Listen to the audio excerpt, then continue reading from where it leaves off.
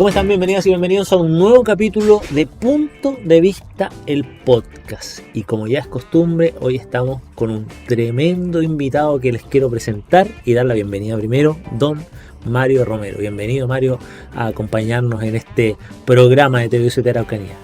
Muchas gracias, Francisco, por tu bienvenida y por la invitación que me han extendido para estar esta mañana contigo. Con mucho gusto contarles a todo el público que nos ve desde distintas plataformas que don Mario Romero es autor de varias publicaciones que vamos a estar conversando, además académico del Departamento de Ciencias Ambientales de la Universidad Católica de Temuco, ingeniero forestal, doctor en Ciencias Forestales, recientemente reconocido por su trayectoria en la vinculación institucional de la Universidad Católica de Temuco. Un tremendo reconocimiento, además que da cuenta del trabajo que ha desarrollado Mario durante gran parte de su trayectoria académica y profesional también, ¿no? Bueno, sí, primero fue una sorpresa, luego emoción permanente que creo que todavía persiste en mí estos días, y ya, bueno, la cuenta, como tú dices, quizás de la relación que tengo como académico con la comunidad local, regional, desde creo hace 30 años ya, pues. Hace 30 años que dejé las aulas como estudiante y me incorporé a las aulas, pero como profesor. En realidad pasó del pupitre a pasar a la silla, a la silla del profesor. Así es. Este proceso, ya que volvimos a esa época, Mario, me imagino que le trae recuerdo. Seguramente uno no sabe o no se proyecta, no llega a dimensionar dónde va a estar 30 años después. ¿Cómo se empieza a vincular desde, en este caso, la ingeniería forestal con el mundo en el que ha habitado en los últimos años, entendiendo que la naturaleza es parte de este desarrollo, pero no necesariamente un ingeniero forestal va a estar tan vinculado, por ejemplo, a los temas de botánica, al trabajo de ir también abriendo este mundo, ¿no? Que es la flora de nuestro país, que además uno la ve y es tan rica, tan amplia, pero mirado desde los ojos expertos como los suyos, debe ser aún mayor.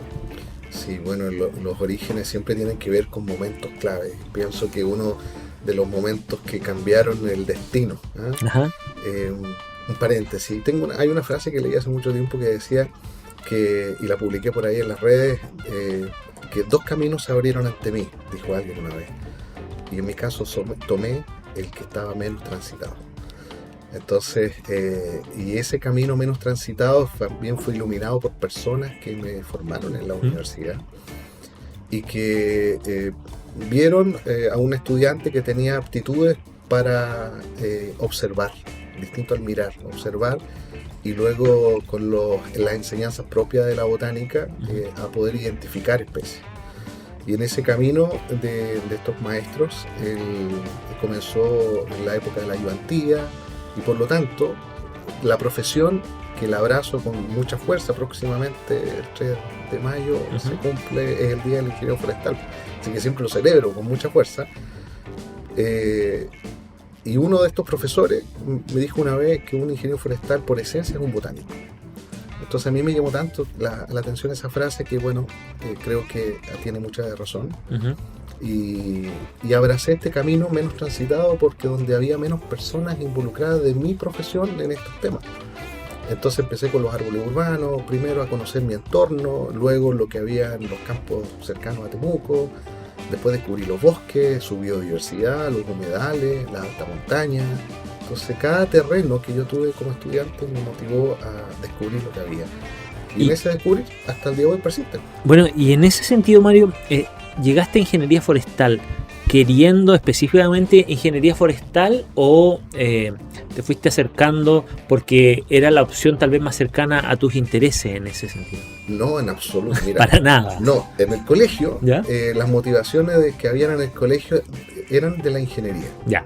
Me gustaban las matemáticas, la biología me agradaba, el área biológica, pero no. Está por ahí. Digamos que hasta por ahí no. Entonces, mi padre, que pudieron desarrollar parte de su vida también en el campo, vi el trabajo de la agronomía, hay un entusiasmo también por los cultivos, los sistemas productivos del área agrícola. Entonces, pero en cuarto medio me mostraron la carrera. Alguien fue a mostrar la carrera de ingeniería forestal y ahí se abrió una puerta. sin saber mucho más allá de que se dedicaban a los bosques, los ingenieros forestales. Claro. Y a las plantaciones también. En ese tiempo se hablaba de las plantaciones y el bosque. Un momento, tal vez en una época donde estaba muy en boga el tema de la producción, ¿no?, forestal, claro. Además en una región que tiene una alta tasa de producción, claro, forestal. Comienzos de los 90 empezaron las cosechas de lo que se empezó a sembrar, a plantar en la década del 70, 80. Yeah. Entonces también había una temática, una discusión general también país respecto a lo que era la sustitución del bosque nativo en algunos casos, o empezó a recobrar también parte de la historia del bosque nativo, como este fue transformado en sistemas silvoagropecuarios, de tal manera que había todo un tema también político país en temas ambientales. La ley de base del medio ambiente fue creada al comienzo de los 90, entonces entré en un momento muy importante en la historia de Chile en tema ambiental. Pero fue cuando estudié el curso de botánica, ahí fue el gatillante. El clic, cuando era uno de los ramos de la carrera de ingeniería forestal. El primer semestre. Ya, al tiro. Mira, de entrada. Al tiro, no, me enamoré del curso, me encantó. Segundo semestre tuve una botánica más especializada y se sumaba con ecología. Entonces fue una área de trabajo que me entusiasmó muchísimo, mucho. Y de ahí comenzó. Y patudamente yo pedía la ayudantía. Digo patudo porque no tenía ningún mérito, pero me la dieron. Y chico también, porque primero, segundo año, no sé. La dieron primero. Y la pedí. Y fue patudo, me la dieron. Mira, y ahí partió. No, exactamente. Ahí partió todo con un muy buen equipo de profesores que hablaban de ciencia durante la jornada, pero que al mismo tiempo tenían ese espacio de la conversación del día, del humano, de lo que era desarrollar el vínculo entre profesión y familia. Entonces, todos esos temas fueron también llevando a lo que soy hoy día. Encantando también con un tema que en ese momento no era protagonista probablemente de la agenda, ¿no? En el ámbito de la producción forestal, etcétera, como tú decías, tomé el camino menos transitado. Sí. Tiene que ver con eso, como decías, en los años 90 el auge de la ingeniería forestal fue altísimo, había una gran demanda, después podemos ver que hubo una baja tal vez en el mercado, pero ahí los ingenieros forestales probablemente eran muy demandados para la producción. Sin duda. Nosotros comenzamos a trabajar personalmente, yo tuve mis primeros trabajos en el mundo forestal clásico, digamos, el segundo año, empecé a hacer labores forestales. Tuve compañeros que egresaban y ya tenían su trabajo, entonces, claro. y la mirada hacia atrás de generaciones anteriores también, pues en cuarto año ya estaban en empresas trabajando, entonces había un camino muy, muy interesante en ese punto de vista. Y el mundo de la ciencia era muy extraño quizás para muchos de nosotros. Pero como te contaba, descubrir el mundo de la ciencia tempranamente con un equipo también de investigadores que desarrollaban ciencia con mucha pasión y mística, eso creo que me atrajo mucho. Y vino bien también con mi forma de ser. Creo que también uno compatibiliza la pasión que tiene por una temática con también la manera en cómo lleva esto, cómo lleva esta mochilita. Claro. Y que para mí ha sido una mochila muy liviana en el tiempo, porque hago lo que me gusta hacer, trabajo en lo que me apasiona, entonces es desafiante, pero al mismo tiempo enriquecedor, y además esa sensación, ¿no?, de estar en el lugar correcto. Me genera ese concepto cuando tú dices, cuando uno hace lo que le gusta. Mira, es tan comentado eso, ¿no? Muchas veces, además tú como académico que has formado generaciones de profesionales, muchos niños de distintas carreras que llegan y porque su papá lo llevó, porque su mamá, porque no tenía otra opción, y rápidamente lo lleva también a no prosperar en esos ámbitos. Qué importante es seguir lo que uno quiere en eso.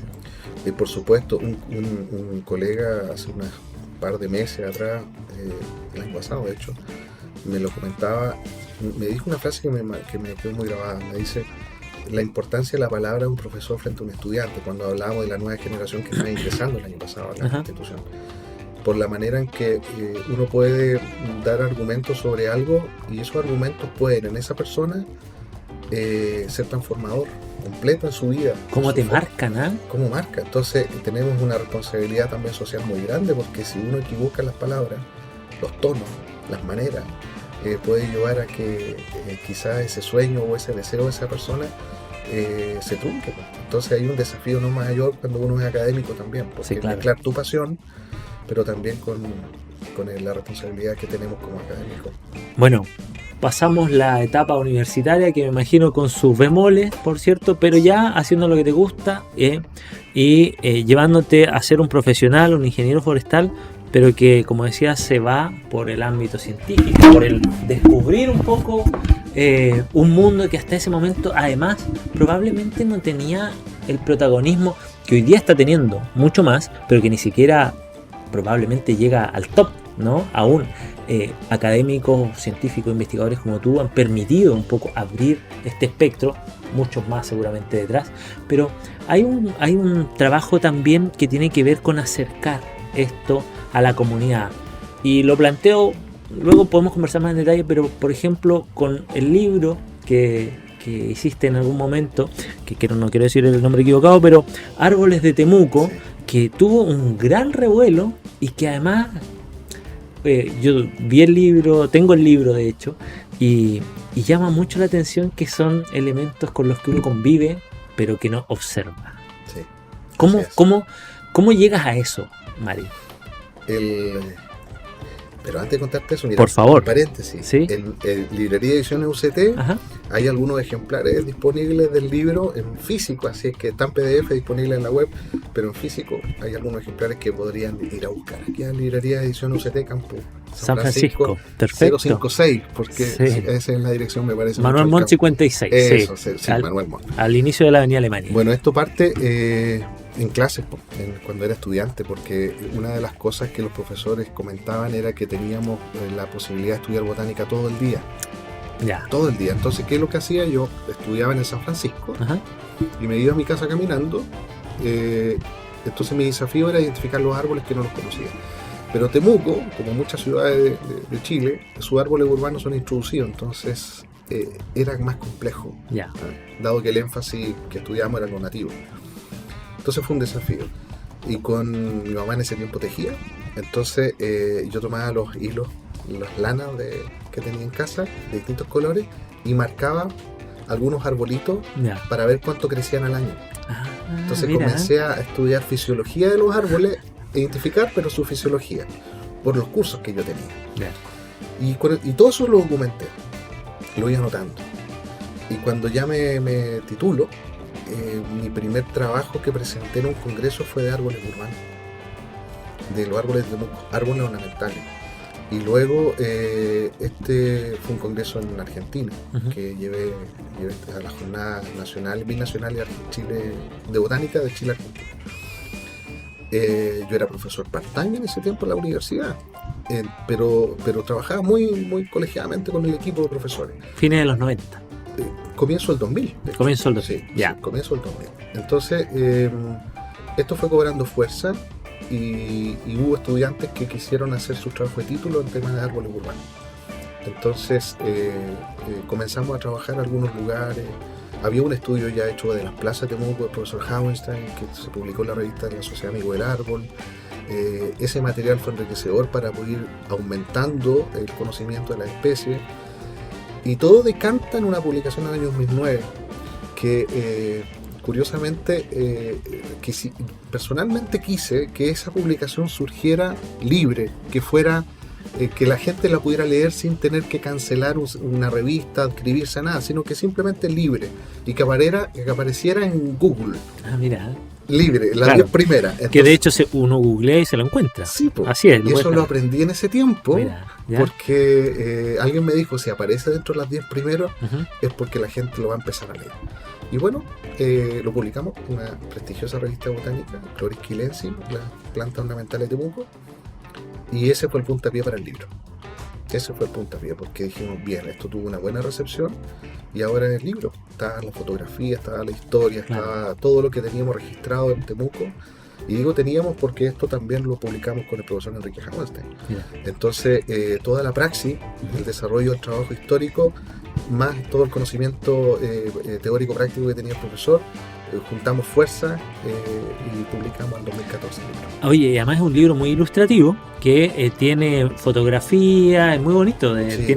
tiene ahí una gráfica también que da cuenta que tiene esta lógica formativa, ¿no? Sí. Que te explica muy bien, pero además tú estás viendo la imagen, las locaciones, muchos de ellos, en Sí. qué sectores están ubicados, y uno se da cuenta al mirar este libro también del mundo que uno desconoce desde el punto de vista técnico. Me pasaba eso en el sentido, Mario, de que los árboles ornamentales, por ejemplo, no son porque sí, no es que tú digas en la avenida Alemania, por ejemplo, y ilústreme, Mario, hay tales o cuales árboles, tienen una razón de ser, que el tema del tipo de hoja, cómo crecen, etcétera. Cuéntanos un poquito más acerca de ese mundo también, el que todos los días estamos experimentando, pero que no entendemos tampoco. Bueno, efectivamente, si uno ve las distintas plazas o áreas verdes de Temuco, partamos contando algo bien trivial. La mayoría de los árboles están podados de la misma forma, históricamente, Sí. una forma de copa, como de copa de flauta. Sí. Antiguamente truncaban el ápice central del arbolito y Ya. entonces se formaban las ramas y se formaban grandes árboles con grandes copas en forma de flauta. ¿Ya? Y eso provee que a la avenida se le entregue sombra en verano. Claro. Y la hoja ancha, en la avenida Alemania están los plátanos orientales, están los tilos y otras especies de menor altura, pero tenían este principio de una gran avenida, simulando quizás grandes avenidas europeas también. De hecho, estos árboles están en Europa también, están en América también, entonces en Norteamérica. Y buscaba que hubiese un remanso vegetal, sobre todo en verano. Lo mismo pasa en las plazas. Y las plazas comenzó a tener influencia también de las especies ornamentales de aquellos que llegaron a estas tierras como colonos de otras latitudes. Entonces hay una mezcla entre el recuerdo de los foráneos, del recuerdo de la familia en Europa o en América o en Latinoamérica también. Y hoy día los árboles tienen esta observación científica respecto de que las arboledas urbanas disminuyen las temperaturas en verano, captan mejor las aguas lluvias, permite también mayor disponibilidad de oxígeno en el ambiente para quienes vivimos en este territorio, son refugios de fauna, disminuyen el ruido ambiental, proveen también una detención de los fuertes vientos cuando estos son bien podados, son bien mantenidos, son bien cuidados. Muchos beneficios de los árboles urbanos. Es impresionante el mundo que se genera en torno a eso, porque además nos sirve cualquier árbol para cualquier lugar. No, pues es una tarea, Ajá. un desafío súper importante para las instituciones públicas, como ¿Ya? las municipalidades, pero también para los vecinos y vecinas que de repente por cariño, por amor, por la historia, se nos ocurre plantar un arbolito en nuestro antejardín o incluso en la vereda, Uh-huh. pero sin tener mayores conocimientos de que podría llegar a ser, por ejemplo, un árbol de 15 o 20 metros que va a provocar problemas al cableado o que va a provocar problemas a la vereda o al pavimento de tu propia casa. Entonces, todavía nos falta mucha educación, pero creo que vamos el barquito va llegando a buen puerto. Creo que vamos en la dirección correcta. Hay un mundo, como estábamos comentando, ¿no? En torno a eso, las plazas. Ahora ha pasado mucho, tal vez no acá en la región de la Araucanía, pero seguramente has visto en las noticias que pasa mucho en Santiago que se han trabajado en las plazas duras. Antes, y los vecinos reclaman mucho, dicen, nosotros teníamos una plaza con arbolito, aquí la gente se sentaba a capear el calor, además la zona central, y las transforman drásticamente en plazas duras, que es básicamente una placa de cemento con muy poco árbol y todo. Primero entiendo que hay temas de agua, pero ¿a qué obedece eso? Y el impacto también que eso genera, no solamente como flora y fauna, sino que como sociedad. Yo creo que también genera un aspecto no muy positivo ahí, ¿no? No, en absoluto. Mira, la OMS hace muchos años publicó un artículo que hablaba de la calidad de vida de las personas en los espacios urbanos. Y entre medio de estos relatos hablaba del tema de las áreas verdes, metros cuadrados de área verde por persona, Ya. o cuántos árboles por persona incluso también. Se hablaba me parece, si recuerdo bien, 3 arbolitos por cada persona en una ciudad, Ya. o 9 metros cuadrados por ahí por cada habitante en una ciudad. Entonces la importancia de lo verde, de lo natural, sin duda que tiene que ser relevado. Por lo tanto, me alejo de un poquito de estas maneras de ver los espacios públicos con cemento, incluso con pasto. Claro. Un área verde con grandes explanadas de pasto, me parece que también es una señal de alerta, porque debiésemos tener matices importantes respecto a la cobertura vegetacional. Y desde esa mirada, con la experiencia, Mario, ¿cómo has visto o cómo has vivido el Parque Isla Cautín? Que ha sido reconocido, que ha tenido un mérito no solo nacional, sino internacionalmente. Sí. Yo en lo particular, como usuario, encuentro hermoso, maravilloso, pero además tiene mucha variedad, ¿no? Sí. de flora. Sí. Los boldos, a mí me encanta el boldo, el olor que genera el fruto del boldo, me recuerda, es sabroso. Además, no mucha gente sabe que el boldo tiene fruto y que se come, y es muy rico. Fresco. Sí, es muy fresco. Es fresco, Sí, en verano, es muy menta, muy... Exacto, sí, no es agradable. ¿Qué te parece este tipo de parque, Mario? Bueno, aplaudo la idea de su génesis, de recuperar este espacio de Temuco. Primero, una recuperación de un espacio para la ciudadanía, creo que es importante.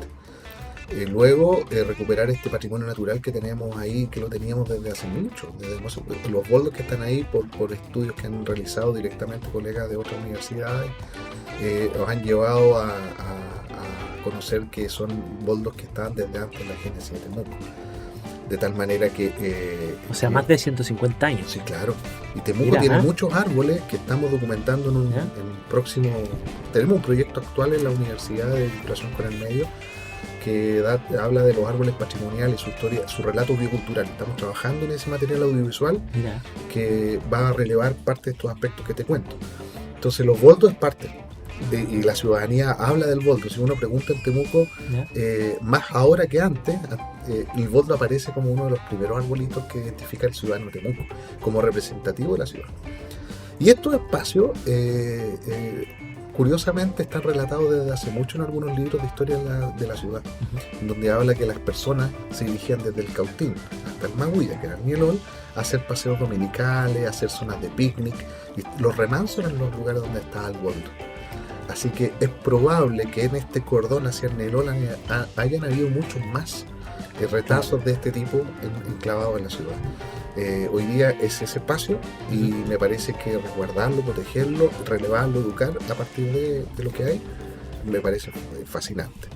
El diseño, soy un poco ignorante respecto a los diseños en general, pero entiendo que también hay una política de parque urbano, por ahí hay nuevos profesionales que también están trabajando en estos temas. Se quiere replicar en el frente, pues Padre Las Casas sí, claro, también tienen el proyecto de hacer su par, digamos, por la otra ribera del río Cautín. Sí, y tenemos un desafío ahí, porque una cosa son los árboles, que la gente puede reconocer más fácil para identificar, los nativos. Pero tenemos un desafío con los arbustos y las hierbas nativas. Entonces, que si vamos transitando, pienso que sería una tremenda oportunidad de poder hacer esfuerzos importantes para educar ahora arbustos y hierbas nativas, que puedan tener, incluso alguna de ellas tener propiedades medicinales o importancia biocultural. Además que parece socialmente y pasaba mucho, ¿no? Que las abuelas, no sé, me acuerdo de mi abuela que tenía sus plantas medicinales en su pequeño jardincito, pero eso no podía faltar. Sí. La ruda, la menta, el toronjil, etcétera. Así es. Y hoy día hay un huerto urbano en el parque y huertos medicinales. Creo que es bueno comenzar a educar a partir de eso. Claro. Y aun cuando hay muchas especies que son introducidas en Chile pero están en el arraigo nacional. Por ejemplo, el toronjil. Mira. La menta. No son. Ahora, mira, yo siempre pensé que había un tipo de menta. Claro. Y no sé, deben existir no sé. Hay varias. Sí, claro. Y ahora sé que es menta negra. La menta alemana, la menta negra, la menta, sí. La menta que uno hace para el mojito también, ¿no es cierto? Claro. Que todos tienen... La menta piperita, no sé qué. Hay un montón de... Sí. Hay hartas especies que son del arraigo ya cultural. Oye, y en ese sentido, Mario, ¿cuál es? Porque tú me dices, estas son especies introducidas. Primera noticia que tengo. Sí. ¿Y cuáles especies de hierbas o plantas medicinales son propias de acá o no tenemos? No, hay muchas. A ver. Muchas, y está bien documentado. Qué bueno. Hay muchos buenos textos que hablan de la utilidad de las plantas nativas. Y fíjate que la historia de la botánica partió así. la historia de la ciencia de la botánica parte con la mirada utilitarista de las plantas. Ya. Hasta Aristóteles graficaba algunos elementos conducentes a la utilidad de las plantas. Entonces, estamos hablando desde hace mucho. El pueblo sumerio aparecía ya documentado el laurel de cocina, por ejemplo. ¿Te fijas? Entonces, siempre el utilitarismo de la planta, para qué era útil para el ser humano.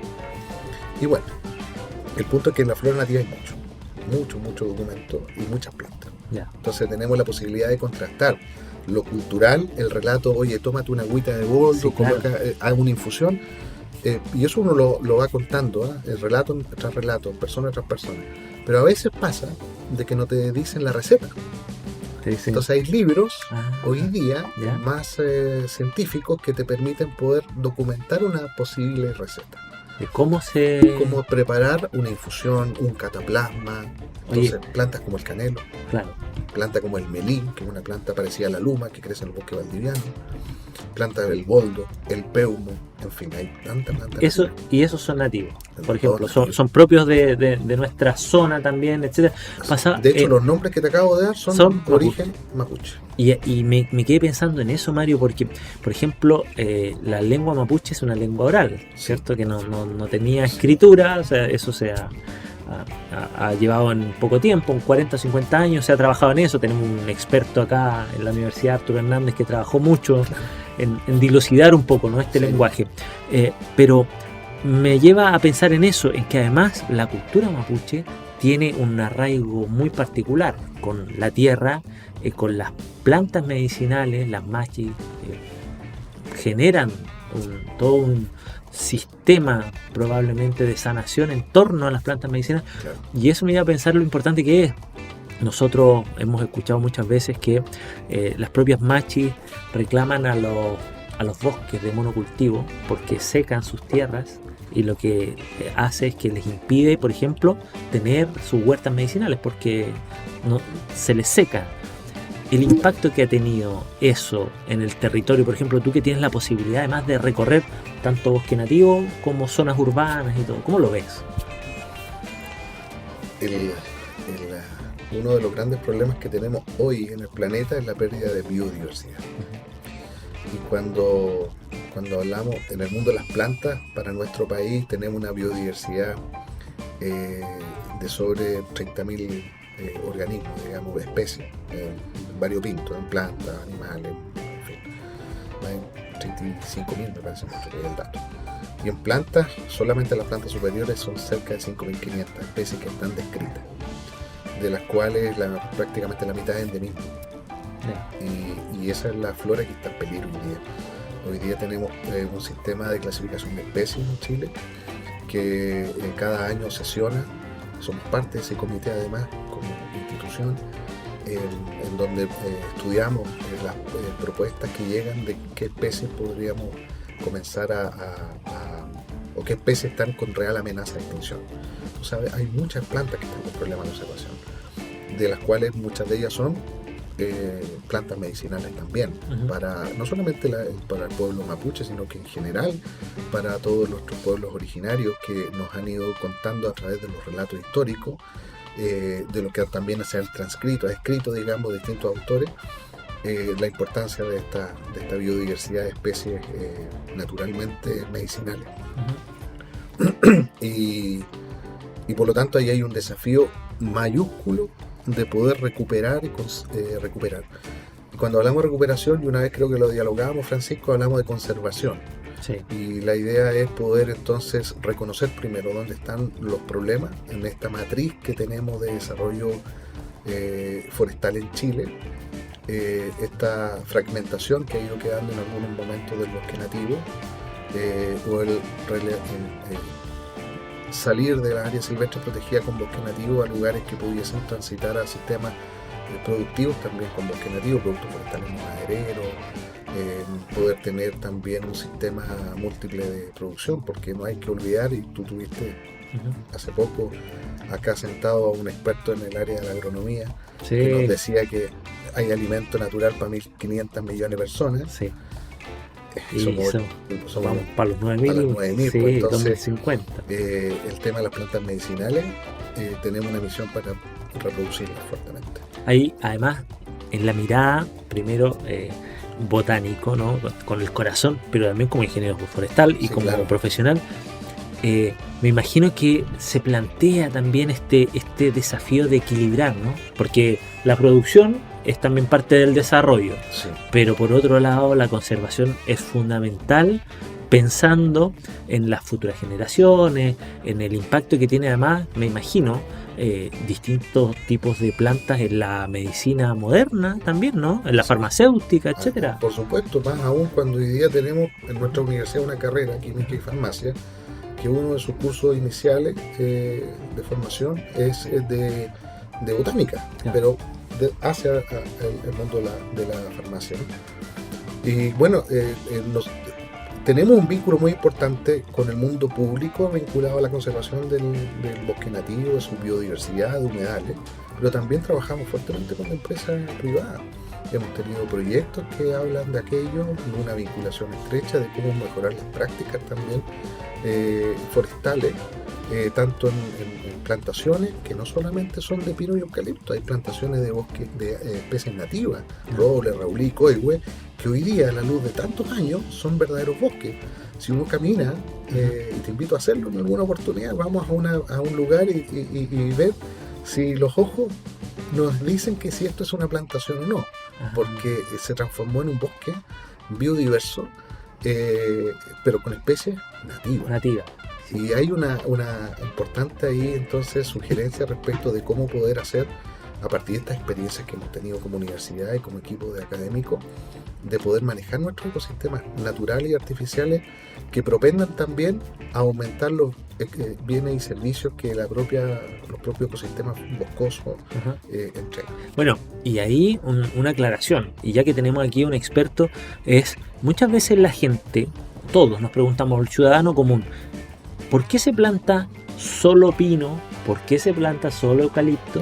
Y estas largas extensiones de terreno, cuando uno pasa por estas regiones, no hay zona Mayeco, sobre todo Biobío, etcétera, es tan evidente cómo cambia el paisaje, cómo cambia todo, pero la gente de pronto no entiende por qué se privilegia esto. Lo que además entiendo, y usted me corrige por favor, que mata la biodiversidad, porque este tipo, por ejemplo los pinos, entiendo que tampoco permiten hacer crecer otro tipo de especies a su alrededor, como que tienen esa lógica de pronto que dificulta el desarrollo.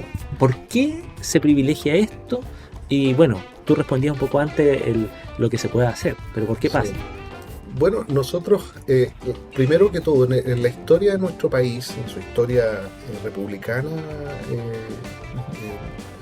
ha habido una dinámica de trabajo en pos de poder facilitar terreno para sistemas agropecuarios, sistemas productivos en general, ¿bien? Y el sector forestal de plantación propiamente tal comienza fuertemente un boom a partir de una política forestal que desarrolla el país para poder recuperar suelos que estaban erosionados, producto de esta historia también. Y esta matriz forestal comenzó a tener también atender la mirada de no solamente empresas forestales, sino que también de personas que tenían sus campos suelos degradados, ¿no es cierto?, suelos erosionados, y que teníamos que incorporar elementos rápido vegetacional que permitan cubrir estos suelos, protegerlos, detener entonces la evapotranspiración, detener el flujo de la erosión, poder retener entonces el ciclo de los nutrientes, que estos no vayan a los ríos y finalmente que se sedimenten estos, disminuir la biodiversidad también de los cuerpos de agua. Entonces había una matriz muy grande. Y las especies que estaban disponibles de rápido crecimiento, que podían rápidamente poder sostener con su sistema radical estos lugares, eran especies extranjeras, especies que provienen de otras latitudes cuyo crecimiento se dio muy bien en Chile. Había menos conocimiento de lo que hoy día, afortunadamente, tenemos de lo que son las especies nativas. También había un desarrollo que ha ido creciendo en el tiempo respecto de cómo plantar un raulí, cómo plantar un coihue. Pero como dijo un destacado científico nacional, Fernando Harvit, el doctor en ciencias forestales, el año 93, con un libro que se llamaba Política de Desarrollo Forestal Sustentable, decía, no hay que medir con la vara al presente lo que se hizo en el pasado, porque efectivamente hemos tenido más conocimiento. Y ocurre entonces que la génesis de esto obedece a un problema netamente ambiental, pero que también a generar un sistema de producción que para el país también sea útil para la obtención de recursos que permitan hacer crecer a Chile y desarrollarlo. Ahora, todos tenemos una mirada crítica respecto de cómo se hizo hasta hace muy poco, ¿no es cierto?, con la ley, sobre todo la ley de fomento de 701, y más aún cuando hablamos de biodiversidad. Y ahí me detengo, por ejemplo, a uno de los elementos que tú comentaste. Efectivamente, si yo planto 2.000 árboles por hectárea, de lo que sea, abajo no va a crecer nada, porque las copas se van a juntar y la luz no va a ingresar al sotobosque, al piso. Así de básico, muy de de entrada, base. Claro, de entrada. Entonces, ¿qué ocurre? Que las plantaciones comenzaron a tener una alta densidad primero, y los pinos al crecer rápido, las copas juntan rápido, entonces nada. Y luego empezó a crecer el nativo por debajo. Ya. Pero donde viene el problema es la cosecha. Porque en la cosecha donde queda un poquito el problema, porque queda todo descubierto y se ve el desastre ambiental después de la cosecha. Claro. Pero con el tiempo han habido nuevas técnicas, nuevas propuestas de manejo, nuevas propuestas de cosecha, nuevas tecnologías, y eso ha ido disminuyendo impactos ambientales. ¿Que queda mucho? Por supuesto, queda mucho todavía. Muchos creemos de pronto, porque no sabemos el tema, que el impacto forestal o la depredación, como le llaman algunos el concepto, ¿no?, de depredación forestal, es reciente, pero conversábamos fuera de micrófono, hace 200 años ya estaban echando abajo los bosques nativos, ¿cierto?, con una lógica, me imagino, productiva. No sé si alguna vez conversamos contigo, Mario, o con alguien que decía que Temuco probablemente era un bosque también, y para desarrollar la ciudad esto significa vamos echando abajo lo que se pueda, digamos. Y esto es un modelo del mundo, ¿eh? Claro. Y tiene que ver con la manera en cómo los recursos naturales han entregado al ser humano la posibilidad de construir vivienda, construir puentes, construir asentamientos humanos. Temuco era un humedal en una buena parte, en otros casos bosque de roble laurel-lingue, en otros casos Temupitra, como la Plaza de Armas Temuco, en donde está documentado que habían grandes temus y robles, decía el historiador, y que fueron destroncados para poder habilitar esa laguna que había ahí y transformarlo en plaza. En la Plaza de Armas había una laguna. Por los relatos de los historiadores, yo me estuve enterando de eso, algo de aquello que incorporamos en el libro Árboles de Temuco. Pero si uno mira desde el Alto del Nielol, mira hacia Temuco, creo que mucha razón tenía, ¿no? Y efectivamente el Alerce fue explotado fuertemente en el siglo XIX, y para nadie es extraño que lo que estoy comentando, digamos, porque el Alerce pasó a ser hasta incluso una moneda de cambio para el comercio exterior. El Alerce, las tejas de Alerce como oro. Por supuesto. Entonces, y muchas especies que tenían gran valor maderero, nuestra propia araucaria, los cipreses de cordillera, el yeuque, el lingue, el roble, el ragulí, eran especies madereramente muy ricas, y que fueron muchas de estas maderas incluso llevadas al extranjero para poder construir casas, habitaciones, edificios, puentes en el extranjero. Entonces, hace muy poco un historiador forestal me contaba de que la madera araucaria la llevaban al norte de Chile para las mineras, para sostener los piques. Los piques. Mira, ¿cómo se dice? El pique minero. Porque si había un movimiento de roca, las galerías de la madera crujía. Entonces, pero crujía cuando el evento venía de mayor distancia. Perfecto. Entonces le avisaba inmediatamente a los mineros que tenían que salir. Oye, qué interesante. Entonces, eso. Hay mucha historia detrás allí de lo que es la historia de la madera, y sobre todo en nuestra región, que tenía ejes fundamentales de desarrollo de la madera. Cunco, el ramal, por ejemplo, el mismo tren que tenemos nosotros, el ramal de Cunco a Freire Cunco, el ramal que había de Victoria a Curacautín, los Quinay. Claro, se traía la madera. Es impresionante cuando uno ve ahora que está convertido en ciclovía, cuando va a Malalcahuey, Malalcahuey, estoy bien, sí. Que la ruta del tren, que ahora es una ciclovía hermosa por lo demás, claro. Y hasta allá llegaban y el tren no llegaba por los pasajeros, entiendo. Claro. Entonces hay una historia forestal de Chile, escrita, yo diría, en varios tomos. Pero claramente el tema de las plantaciones forestales clásicas de pino, eucalipto y otras especies más, pino oregón, secoya, álamo o eucalipto en el norte, para múltiples razones, digamos, es una historia que a la ciudadanía hoy día le llega mucho más, porque está más documentado el impacto que esto ha provocado para el ambiente, el impacto, yo diría siempre, como un poco de las cosechas antiguas.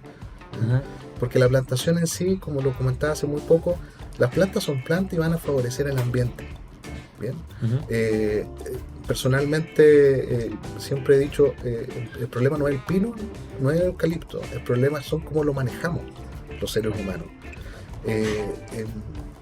O por qué socialmente lo miramos con ojos quizás más críticos. Más críticos, o lo miramos como que otros sistemas productivos. Sí. Me parece que la atención hoy día es trabajar con nuevas herramientas de manejo. Creo que hemos avanzado fuertemente en eso. Tenemos una política de desarrollo también de país más sustentable. Hemos avanzado, falta mucho, pero avanzamos, y eso me alegro que así sea. La biodiversidad hoy día está con muchos ojos, muchos expertos académicos, y la gente también, la gente local está teniendo más conciencia. Más conciencia, creo yo, sí. Y escuchamos más a los habitantes locales, y eso es bueno, eso es súper bueno. Me quedaba pensando, no te quería interrumpir, pero cuando decías, mira, Temuco estaba compuesto por esto, y veo el cerro Ñelol, ¿no? Frondoso, hoy día, que además está conservado, ¿no? Pero posamos la mirada al frente del río, y el Conungüeno, que es un peladero, que ahora tiene un poquito más de, no sé, de bosque no nativo, pero veo más eucalipto, etcétera. ¿A qué obedece eso? Eso no es que el bosque, el cerro Conungüeno fuera siempre un peladero. Me imagino que tuvo bosque en algún momento. Yo me imagino lo mismo, pero cuando he visto fotografías antiguas, siempre lo veo como sin cobertura arbórea. Mira. Me llama la atención eso. Sí. Ahora el pino y el eucalipto y estas especies introducidas que tú me has comentado no llegaron ahora nomás hace 40, 50 años. Buen dato ese, buen dato. Han estado desde hace mucho. Lo que pasa es que, como te contaba, se sustenta una matriz de producción a partir primero de un elemento de desafío de los suelos. Ya. Y luego parte otra mirada que es desde el punto de vista más productivo, económico. Bien. Entonces, y muchas personas hoy día, cuando tú le preguntas, por ejemplo, qué especies quisieras poder ocupar en tu predio para poder pensar en 20 o 30 años más tener un ingreso familiar, las personas siguen pensando en pino eucalipto, muchas de ellas siguen pensando en pino eucalipto. Que además tienen una rápida, entendiendo la lógica de los árboles, pero una rápida capacidad de ser cosechados, ¿no? Claro, tienes un retorno económico, un retorno mucho más temprano. El bosque nativo retorna un poco más. Pero si uno mira, y hay empresas hoy día que están en esa lógica, están pensando en un sistema múltiple de producción, en donde el bosque nativo sea desarrollado para bienes y servicios, y uno de esos bienes también es la producción de la madera. Claro.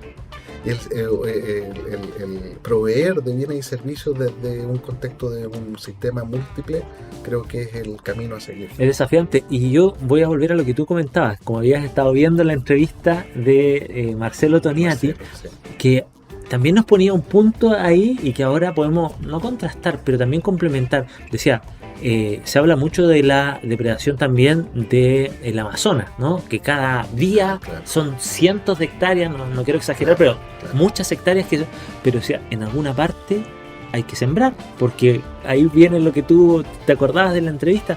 En algún momento hay que seguir generando alimentos para X miles de millones de personas, y no hay espacio físico. Entonces, ¿qué pasa? Los bosques empiezan a replegarse y empiezan a crecer las zonas productivas. Eso me imagino que también es un tema, guardando las proporciones, en nuestro país, ¿no? Efectivamente.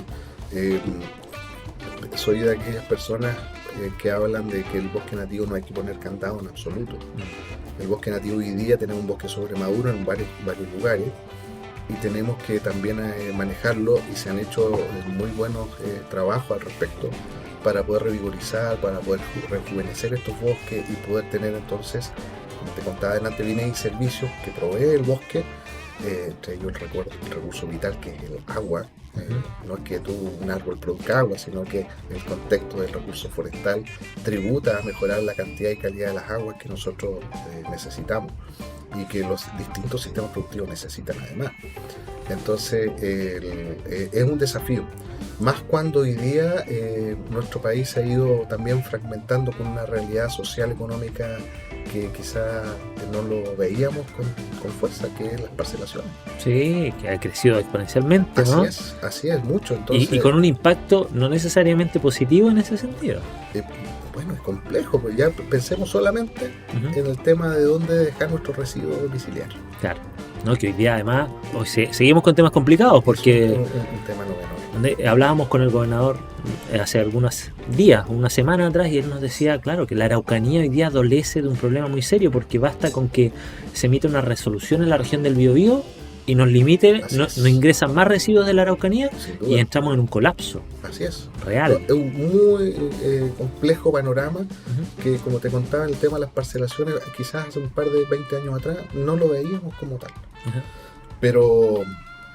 Pero no cabe duda que es un tema que podríamos ir observando con mayor atención, sobre todo pensando en esta matriz que te contaba. Claro. Una matriz continua de bosque nativo, por ejemplo, que ya no esté tan fragmentado, que pueda ir dialogando con sistemas silvopastorales, con la producción agropecuaria.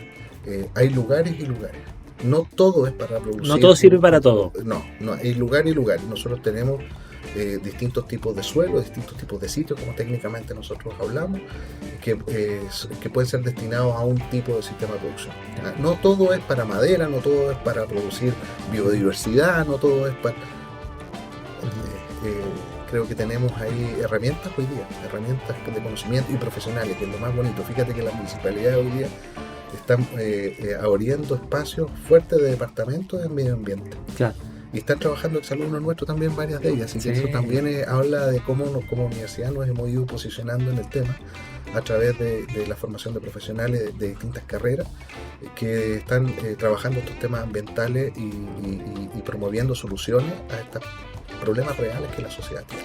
Y además eso me lleva a abrir un poquito la conversación, ya salirnos de este ámbito productivo y llevarte a un ámbito en el que te desarrollas permanentemente, que tiene que ver con esta región de la Araucanía como un laboratorio vivo, que es un concepto que hemos usado en otras ocasiones, pero que además toma tanto sentido en este mundo, ¿no? En el mundo de la flora, la fauna, por cierto, de la biodiversidad, con los desafíos que eso plantea, pero también con la riqueza que eso tiene.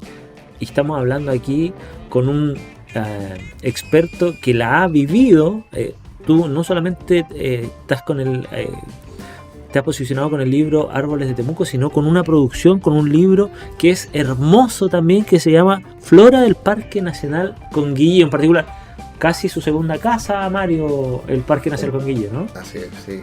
Yo diría que sí, pues es la segunda casita, porque mi vida profesional estaba vinculado al Parque Conguillío. El parque ha sido el lugar donde permanentemente vamos con alumnos, con colegas, con visitas de campo. En pocas semanas más vamos a tener un trabajo de contarle al equipo de patrimonio silvestre de la región los resultados de investigaciones que desarrollamos con alumnos en nuestra universidad. Así que ha sido permanente. Y el parque, bueno, representa para mí un lugar único de trabajo en términos de lo complejo que es como área silvestre protegida de estudiar, porque requiere de muchas jornadas de campo para poder descubrir. No hay día que no vaya al parque que no pueda descubrir algo nuevo, que no haya visto antes. Puede haber sido la misma especie, pero la forma cambió, el hábito de desarrollo cambió, y por lo tanto es un desafío. Y el Conguillío va a seguir siendo, hasta que Dios me dé fuerza, el lugar donde voy a estar permanentemente estudiando. Un parque además que entiendo, Mari, por favor, insisto, corríjame, tiene realmente, más allá de que todos los parques tienen sus propias características y todo, el Parque Conguillío al parecer tiene características que realmente lo hacen distintivo, uno de los parques más reconocidos, el más reconocido a nivel nacional. Pero además internacionalmente entiendo que han venido a grabar series incluso de Discovery Channel, porque y por favor, no quiero aquí carrilearme con este tema, porque tiene características que son propias de la época, no sé, de los dinosaurios en ciertos lugares. ¿Es tan así la historia? Claro. Piensa tú que la cordillera de los Andes cuando se levantó, Ajá. bueno, antes que se levantara, ¿no es cierto? Mirábamos hacia el Atlántico también, ¿no es cierto? Veíamos a los hermanos argentinos. Toda la Patagonia. Y allá había dinosaurios y vestigios también. Sí. Muy en esta zona además, sí, con un turismo bastante consagrado en aquello. Así que no es raro que nosotros podamos encontrar acá. Y hay buen trabajo al respecto que documentan muchas cosas, no solamente en el Coquimbo, sino que en el sur de Chile. Pero es un bosque que es único, tú lo dices. Primero pues, está nuestra araucaria, el pehuen. El pehuen es un árbol que es un fósil viviente, diría yo, porque es muy prehistórico, muy antiguo, tiene millones de años como especie puesto en este lugar. Y sustenta toda una biota. El yaima y el pehuen creo que se pusieron de acuerdo y generaron un ecosistema único, múltiples ecosistemas únicos, porque no están replicados como tal en otras áreas silvestres protegidas en nuestra región ni en el mundo, por supuesto. ¿Podemos encontrar araucaria en Villarrica? Sí. ¿Podemos encontrar en Marcahuello? Sí. ¿Podemos encontrar quizá en Alto Bebío? Sí.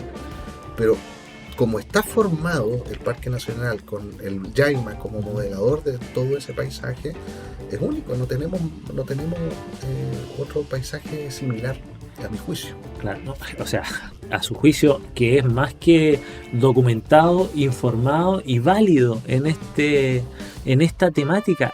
A mí me llama mucho la atención eso, que la pasión que exprime al poner en valor este escenario, ¿no? Que es tan particular. Bueno, que además te llevó a escribir el libro y publicarlo, Flora del Parque Nacional Conguillo. Además, una hermosa publicación, estéticamente, con las imágenes que tiene y todo. Es que hechos de la causa, en realidad. Sí, yo estoy feliz. Mi colega Jonathan Urruti, con quien lo escribimos, está feliz también porque nos ha podido... voy a usar una palabra coloquial aquí, Francisco, vitrinearlo, porque lo hemos llevado a cuánto lugar nos han invitado. Y como la niña bonita del baile. Sí, fuimos a la FESI el año pasado de la feria la Feria del Libro, Internacional del Libro. Nos invitaron con Claudia Campo, ahí me extendió la invitación y nos pudimos ir a socializar el libro de Santiago. Hemos estado en distintas comunas de nuestra región de la Araucanía. Ha estado en Argentina también. Mi colega Jonathan en un congreso también tuvo la posibilidad de documentarlo afuera. Cuba recientemente también por ahí se llevaron algunos ejemplares. Entonces, donde hemos ido, hemos llevado el libro porque nos llena de orgullo por varios motivos. Uno, porque comentaste parte de la historia de vida que personalmente he tenido y que Jonathan también ha vivido, porque él fue exalumno acá también de la universidad. El tiempo nos brindó la posibilidad de trabajar juntos hasta el día de hoy. Entonces hay un lazo ahí de botánico aficionado del Conguillío que el libro lo muestra, ¿no? Segundo, porque lo hicimos desde casa, desde acá, desde la Católica de Temuco, un libro que desde la génesis ni siquiera todavía le poníamos el título y dijimos sí, tiene que ser por la Católica, tiene que ser la Católica de Temuco, porque aquí está la historia detrás. Y tercero, porque también es parte de la puerta que abrieron los maestros, por los profesores. Mi primer terreno en la universidad a un parque nacional con fines botánicos fue el Conguillo, el 17 de noviembre del año 1994. ¿Cómo te marcó ese hito, no? Por supuesto, y a tal punto que mi apunte, yo los conservo hasta el día de hoy muy bien conservados, porque fue la génesis del libro. Así partió esto, con esos apuntes. De hace 30 años. Y que el año pasado tuve la posibilidad, con mi curso de flora y vegetación, visitar a Araucanía Madre, y los muchachos gentilmente accedieron a una petición del profe. Le dije, muchachos, ustedes podrían ayudarme a hacer un saludo en la Araucanía Madre, porque voy a contar algo por las redes sociales. Buenísimo. Entonces dije, bueno, después de 30 años o 31 años, no sé ya, nuevamente donde todo comenzó. Entonces, qué lindo momento. Y los muchachos ahí pusieron la barra detrás, ¿ya? Y con emoción. Pero me claro. Emocioné, pues sí, es para eso, pues, para emocionarse también todos los caminos recorridos. Bueno, caminos recorridos en esta breve conversación, Mario, que ya se extiende por 1 hora, que te han llevado por lugares, me imagino, poco conocidos también, ¿no? Estábamos conversando también al comienzo que ahora próximamente vas a un terreno al sur, más al sur de nuestro país, que vas a estar varios días, pero terrenos como ese se habrán repetido por distintos lugares. Por favor, sin compromiso, pero ¿cuáles son los lugares que tú recomendarías para el ciudadano común que quiera disfrutar de el espectáculo que es nuestro sur del país particularmente, o el norte? Si tiene algún dato ahí interesante, sería bueno compartirlo siempre. Ya, pues, de norte a sur partamos. A ver, me entusiasmaste con la pregunta, porque creo que un lugar maravilloso es el Parque Nacional Fray Jorge, en la región de Coquimbo. Es un lugar que yo diría que cada chileno debiese visitar. Oye, quiero ponerte una pausa ahí. Yo leía hace un par de años, no sé, que de ahí habían sacado la madera donde muchas construcciones de La Serena y Coquimbo existían, iglesias, etc. Sí, la iglesia de San Francisco de La Serena está hecha con madera de olivillo. Mire, ¿sí? No estaba tan perdido. No, pues estaba por bien. Favor. No, es un lugar maravilloso. Olivillo que también vemos en el sur, por supuesto. Por eso que la historia natural de Chile es maravillosa, de cómo se fue fragmentando nuestro bosque nativo en la cordillera de la costa, sobre todo. Y además que por favor, el Parque Fray Jorge tiene características únicas porque está en medio de, o sea, de la nada, digamos. Sí, un bosque el típico bosque siempre verde que vemos en el sur está ahí, enclavado, sí, mirando hacia el Pacífico, pero antes de llegar tú tienes que caminar un buen trecho. ¿Y cómo es posible este suceso, Mario? Porque... Maravilloso. Sí, que la naturaleza. Bueno, primero la creación, creo que Dios fue muy generoso contra nosotros porque nos regaló primero un país muy larguito, sí, claro, pero con la posibilidad de ver en poco espacio cambios tan notorios. Entonces tenemos un bosque ahí xerofítico, de cactáceas incluso, tenemos bosques que son propios de la zona centro-norte. Después las cactáceas aumentan, los chaguales se manifiestan y vas caminando por ese sol que no te deja nunca y de repente ¡pum! El bosque húmedo, la Huanchaca. Espectacular. Porque cuando uno, seguramente mucha gente que nos ve ha tenido la posibilidad de recorrer por tierra de Santiago a La Serena, que son 500 kilómetros por ahí, sí, y uno ve más o menos el mismo paisaje, ¿no? Mucho, no sé si es desertificación la palabra, usted me corrige, pero no bosque, claramente que no hay bosque para ahí. Y de pronto, casi, no sé, 60 kilómetros de La Serena, creo que está al sur. Sí, vamos por ahí. Una horita. Antes sí, de llegar a La Serena, aquí para allá. Sí, exacto. Y de pronto se encuentra con esto, que es como decías tú, estar en el bosque valdiviano prácticamente. Sí. No, es espectacular, un lugar que yo recomiendo sí o sí para que cada chileno pueda visitar. Es un lugar maravilloso. Ahí tiene un gran dato. Ahí volvemos para acá. Yo creo que hay que visitar parte de los paredones costeros o de la zona costera entre la región de Valparaíso y la región de O'Higgins, y me detengo un poquito ahí con que ya los paredones costeros, una biodiversidad única, maravillosa. ¿A qué te refieres con paredones costeros? Todos los cerros que van, algunas quebradas, ¿ya? Una verdadera pared que son como acantilados que hay en la zona norte, y después se forman cerros que van con mesetas hacia el borde de la línea mar, digamos. Claro. Como las zonas como Algarrobo, Zapallar, sí, corríjame. Biodiversidad maravillosa. Ya. Para que le gusta el tema de la biodiversidad, esos son lugares que hay que ir como botánico.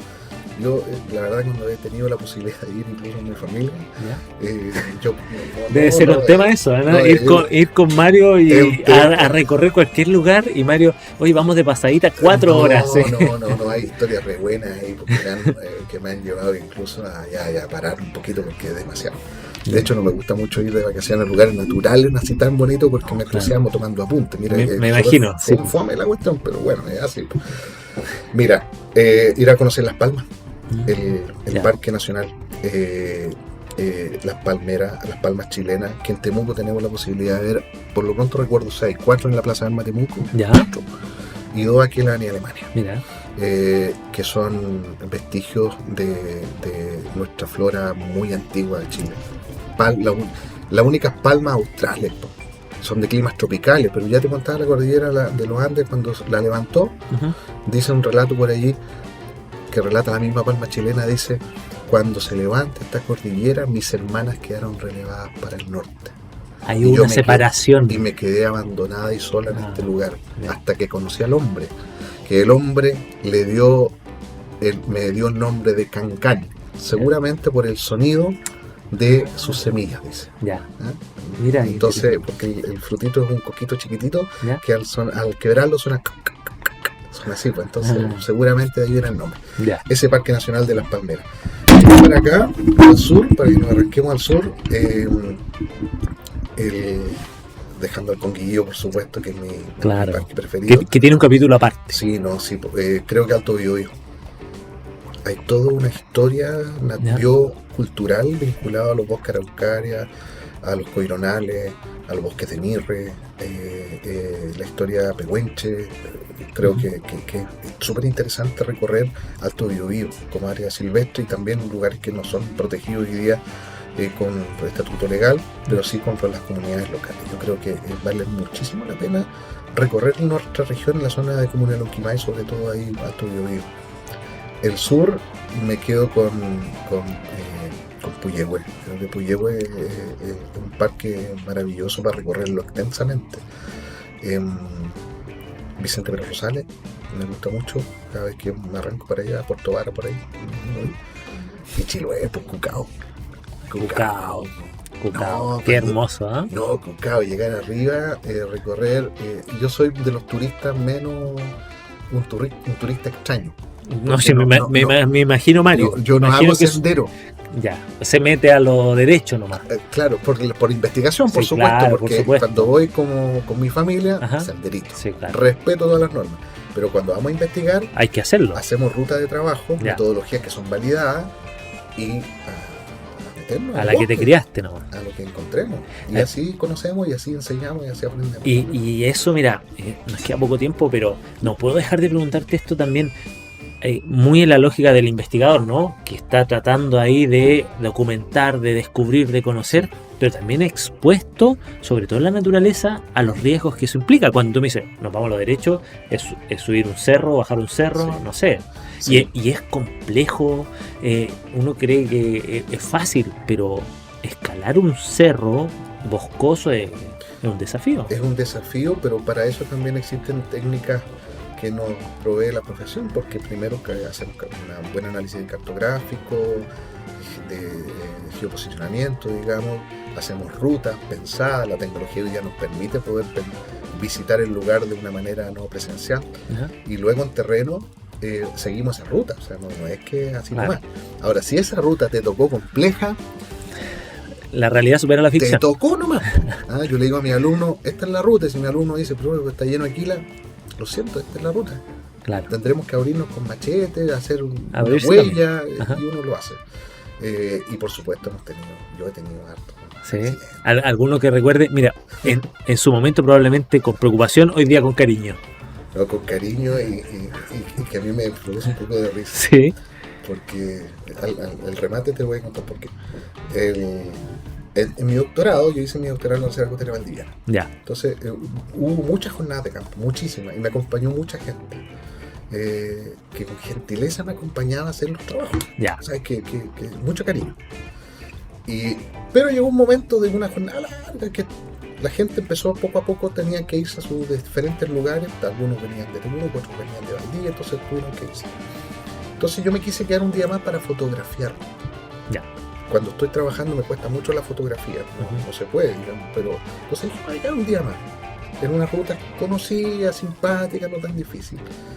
Pero como te contaba, uno abre fajas, huellas con machete. Entonces, a veces las plantas quedan cortadas con palitos, con bisel. Entonces, en una de afilado. Muy afilado. Y hay mucho lecho grande. Entonces, me metí en una transecta que estaba a un par de metros del camino. Mi camioneta la había dejado cercano al lugar. Y eran cerca de las 5 de la tarde y me tropiezo al regresar de la fotografía. Me doy vuelta y me tropiezo. Y me había sacado la antiparra para sacar la fotografía. Si todo se da cuando se tiene miedo. Murphy hace lo suyo. Palitos, pum, al ojo, y yo lo único que sentí fue el pinchón. Y cuando recobro un poco la conciencia, yo estaba arrastrándome hacia el camino. Y me pongo la mano acá y todo esto estaba ensangrentado. Entonces, cuando pongo la vista hacia el camino con un poco de luz, yo tenía mis ojos cerrados. Entonces pensé que había perdido la vista por el golpe, con mucha sangre. Entonces, por algún motivo que no sé explicar, yo mantengo la calma. E intenté observar dónde estaba el vehículo. Pero ya ahí abriste los ojos, ¿no? El derecho no, porque el izquierdo fue el reventón. Y me fui al vehículo, casi a la rastra, tomé agua que había, era agua con gas,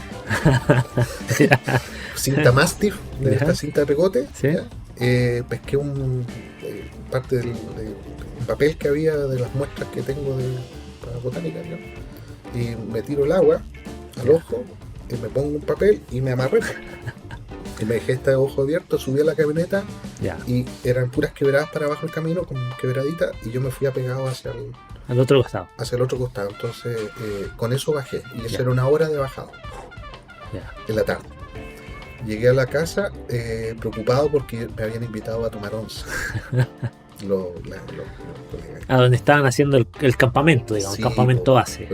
Sí, pues había un ex estudiante también que había invitado a su papá, que venía a Santiago, el papá quería saludarme. Era todo un contexto además familiar con la once. Pues. Y yo sabía que no encontré nada más absurdo, adecuado, con dolor. Cuando me saco esto, me empieza a tirar el agua de la ducha, helada. Y yo dije, esto es peor. Esto no está bien. Y me fueron a buscar, me observan y bueno, terminé con todo un operativo subiendo a un ferry en la noche hacia Valdivia, de ahí a la clínica de urgencia, después a la mutual, y al otro día en la mutual, y al tercer día llegué a Temuco y le di el aviso a mi familia. Que estaban felices, dichosos, con el ingenio de Mario Romero. El ingenio y la planta, y aquí está el remate, la planta se llama AMPE. AMPE.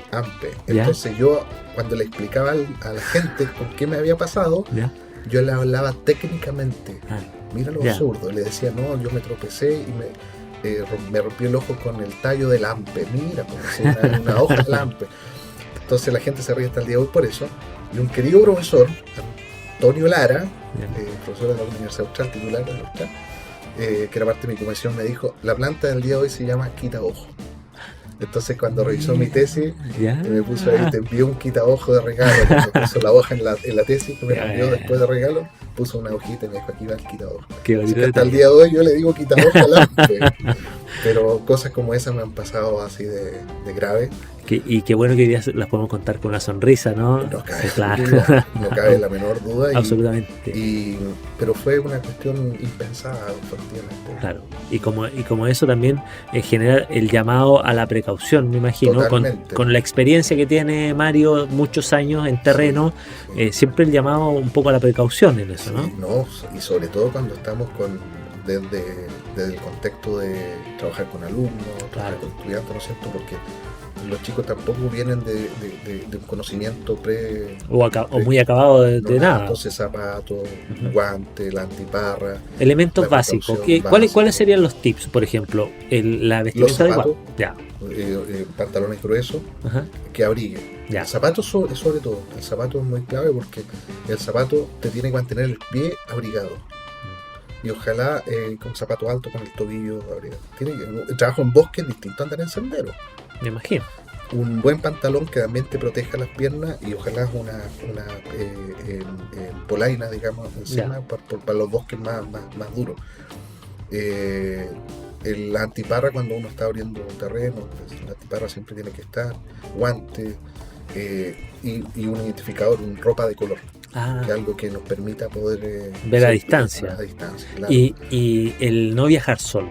Nunca, no, sabes que pero nunca, cuando lo escuchen en casa van a decir papá, porque cuando vean esto, porque hay momentos en que yo camino solo, me salgo un poco y me gusta hacer un baño de bosque.